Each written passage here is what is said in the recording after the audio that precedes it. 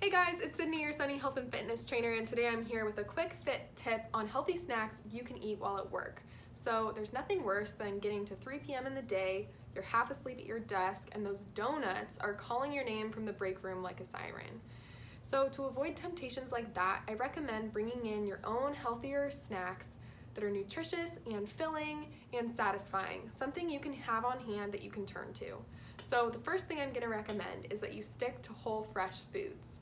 Fruits and veggies, Greek yogurt, or hard-boiled eggs are all great options. But if you can't stick with fresh foods, I would recommend eating maybe a handful of nuts, doing a rice cake with a little bit of nut butter or avocado on top, or you could even make your own energy bites that you can bring in. Those are so awesome. They taste like little balls of cookie dough, but they are so nutritious for you. And you can look up recipes online.